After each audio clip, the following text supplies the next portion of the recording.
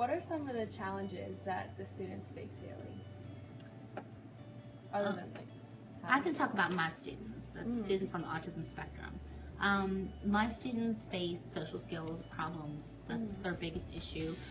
They struggle with making friends. They struggle with keeping friends. They struggle with conversation skills, conversation starter.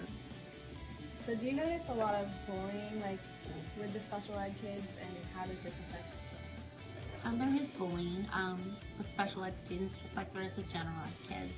I'm pleasantly surprised how our general ed population looks out for our students with disabilities. I think that our kids really step it up and are on the lookout for our kids.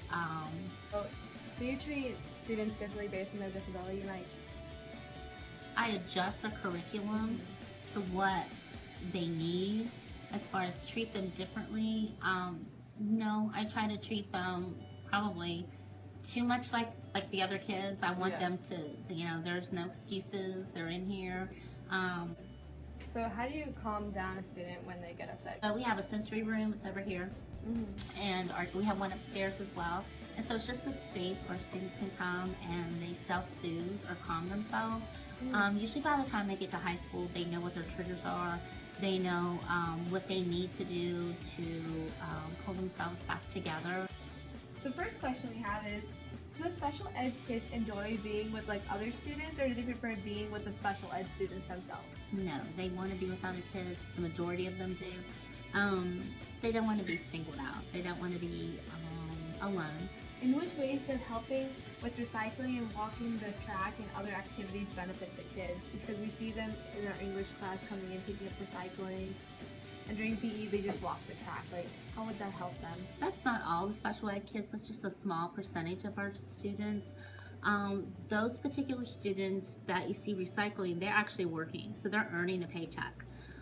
They're learning world of work, so they're learning work skills, how to behave in the work environment, how to perform their job, how to keep a job, how to read a paycheck, a pay stub. The kids that are walking the track might just struggle with some coordination skills, fine motor, large motor, so they might just walk instead. But not all of our special ed kids participate in those two programs. Why do the special students kids sit alone, like separately at lunch? I see they have their little white table. Are they like allowed to sit anywhere, or do they have to sit there? Again, that's a particular group of students. They're allowed to sit wherever they want to sit. They sit together, but I imagine, they're not my students, but I imagine they sit together out of comfort. Some need assistance with opening ketchup packets, silverware, with your little plastic spoons.